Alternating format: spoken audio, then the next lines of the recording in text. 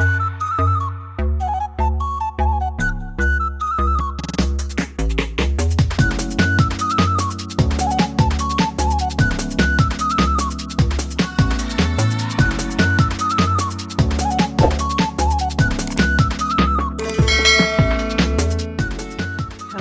and welcome to our next episode of our new podcast, You and I, Ukrainian Your Identity.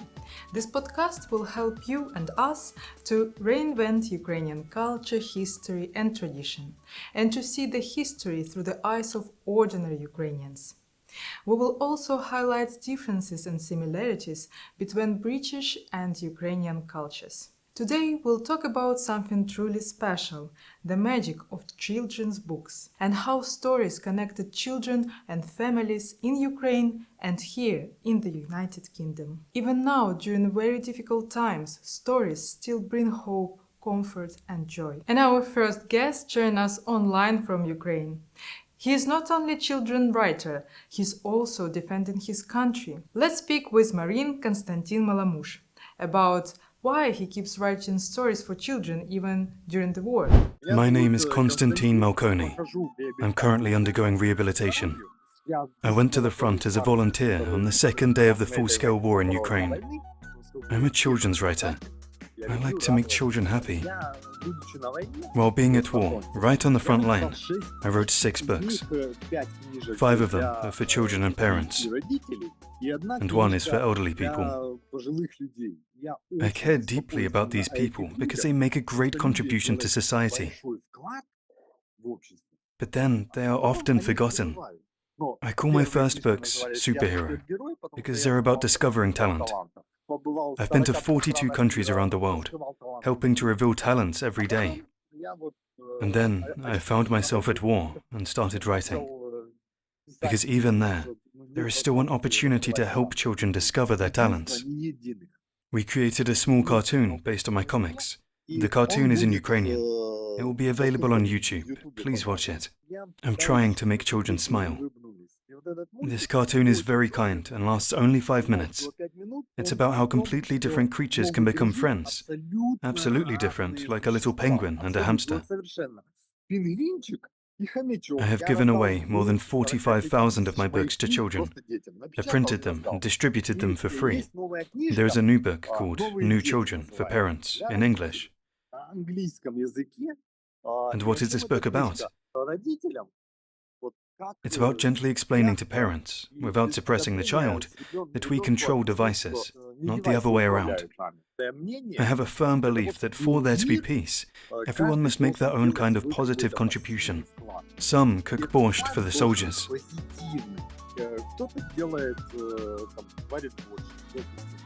Some defend the country. Some write books and bring knowledge to children. Because children are truly the future. What an inspiring conversation. Thank you so much. Konstantin, this is truly inspiring. I'm sure this book will be really kind of like a best gift ever for any child. I'm already looking forward to it being available online so I can order it to my son. You know, usually I'm not alone here at this studio. There are 2 of us presenting this podcast. So, where is my co-host, Zhenya Shkil, today? Let's find out. My name is Zhenya Shkil. I am a Ukrainian who has been living in the UK for 20 years. And today's podcast I'm recording in Bath in my own garden. Hello. The topic of today's podcast is actually fantastic. It's children's literature. Libraries play a very important role in the life of British citizens. They're used as social spaces for all sorts of activities. But my city, Bath, went much further. Today is the last day of the Children's Literature Festival, the biggest one in Europe and the most long-going one. This is the 18th year when we celebrate in Bath children's books. It started with an opening event in Holborn Museum. It was completely free. All children and their parents could come to this event and get a free gift of books and bookmarks and all sorts of information about new published books. During the opening event, I was extremely lucky to be able to speak with Jill Maclay, who is the founder of the Children's Literature Festival. Yeah, hi, I'm Jill McClay and I am the founder and creative director of the Bath Kids Lit Fest here in Bath. My partner and I both work in children's books. We used to go to lots of literature festivals and often the children's events were a side attraction to the adult events, and we felt very, very strongly that children's books should have the centre stage and they should be headlining at festivals. So we set the festival up 18 years ago, and yeah, it's now the largest in Europe and it's doing really, really well. The main purpose of the festival is to reach every child who doesn't have a book and give them the opportunity to discover the joy of story. And not every child gets that opportunity. So we are all about trying to reach every child. Did you know that my charity, the Friends of Oleksandriya, this year took part in the Children's Festival by producing and publishing a new book?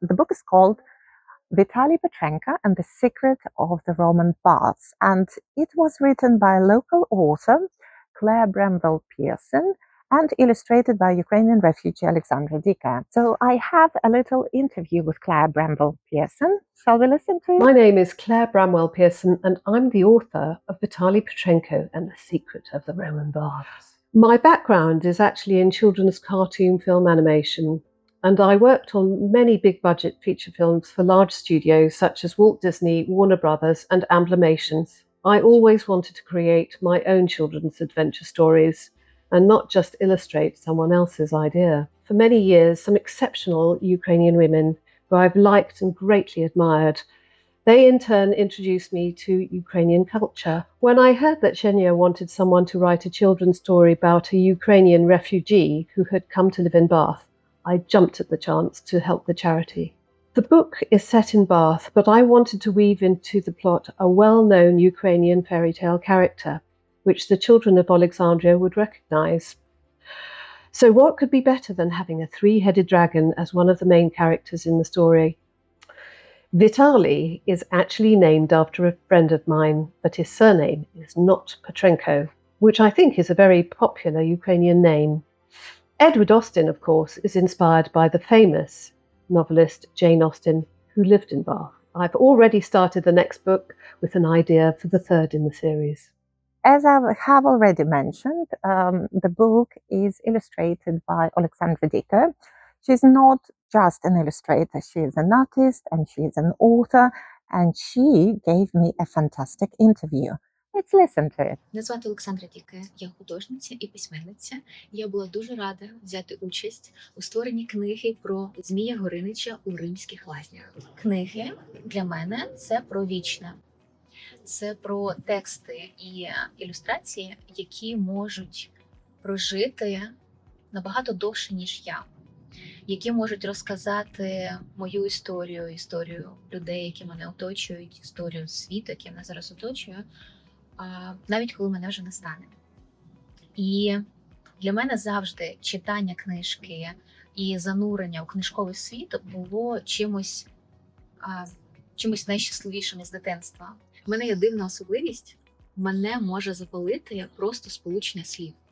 І коли Женя сказала мені, що Бат і Олександрія стали Twin Cities, тобто містами-братами, містами-близнюками, мене так надихнуло це словосполучення, і я собі одразу уявила, знаєте, такий великий міст, який йде від Бату до Олександрії, і він об'єднує. І ось ця книга, вона стала цим мостом, тому що в ній описується дружба хлопчика із Олександрії, Віталія, і хлопчика з Бату, Едварда, і поєднує архітектуру Бата і персонажа з українських казок Змія Горинича. І для мене це про єдність і про якусь таку, знаєте, велику підтримку.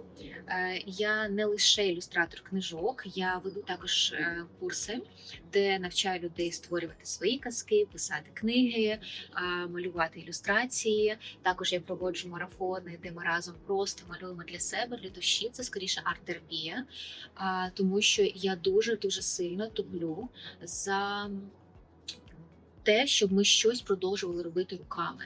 З однієї сторони було дуже сильно складно, тому що ти сидиш за планшетом по 10-12, а то й більше годин на день. З іншої сторони, це було і найпрекрасніше, тому що я цю книжку не просто намалювала як проект, як якесь замовлення. Я цю книжку прожила всією собою, тому що ти увесь час про неї думаєш, ти занурюєшся у цю книгу, ти її малюєш, ти пам'ятаєш кожну її деталь, ти обожнюєш кожну її деталь, ти починаєш розмовляти з персонажами, особливо коли вже 4 ранку, і ти розумієш, що Змій-Горинич починає тобі там підмигувати десь, каже, йди спати. І так, тобто це було і найскладніше намалювати її дуже швидко, і найпрекрасніше, тому що я точно буду пам'ятати ось ці ночі і ранки, і просто цей прекрасний час, коли я цю книжку малювала. And we had a few lunches in school, and we talked, and the children had an opportunity to color in or to draw Zmій-Горинич, which is the Ukrainian monster that features in the book. And we gave a gift of 3 books to all the children in years 5, 6, 3 and 4. And they absolutely loved it. It's so exciting for them to meet real authors and to understand how stories are created, and that in the future they can be those creators themselves. This is so wonderful to see how this book is bringing smiles to the children's faces in Ukraine. Even a small gift like a storybook can mean so much. That's wonderful. But we must also remember the reality. The war continues. People are suffering and lives are being lost, including the lives of writers and artists. One of them was Volodymyr Vakulenko, a beloved children's author, killed during the occupation in 2022. Here's his story. Volodymyr Vakulenko was a Ukrainian writer, poet and devoted father whose stories, like Ukrainian Tales for Little Patriots, Daddy's Book and Free Snowy Stories, taught children to love their language, culture and homeland.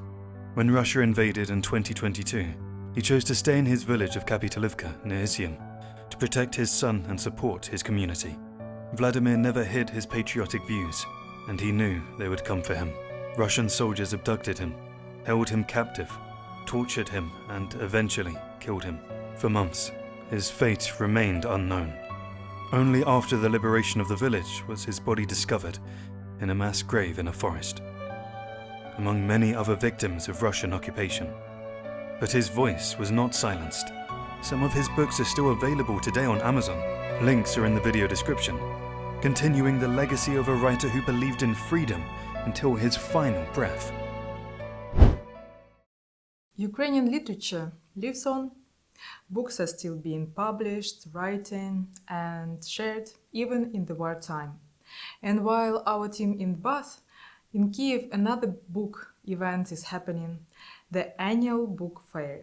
Let's take a look. From September 25th to 28th, Kyiv hosted Book Country 2025, Ukraine's biggest literary event. More than 93,000 visitors attended over 450 events, from book launches to creative workshops.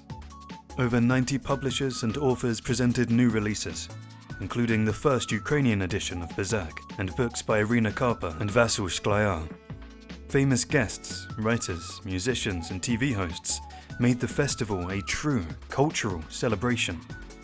Charities also took part, raising funds and supporting communities. A survey showed 98% of visitors would recommend the event. The next Book Country returns in spring 2026, with even more stories to discover. Reading is more than just learning words. It's building imagination, empathy, creativity. In Britain, many parents read to their children before the bedtime. It's a beautiful tradition, and in Ukraine, families do the same. Generations of children in both countries have grown up reading the same classic stories, like Alice in Wonderland. It's amazing to see how books connected us, no matter where we come from. So, as we finish today's program, let's remember this. Even in the darkest time, stories can light the way. They remind us of who we are, where we come from, and how we can build a better future together. Thank you for watching, and if you like our podcast, please like, share, comment, and support our channel via donation, all the links below. Happy reading! Bye!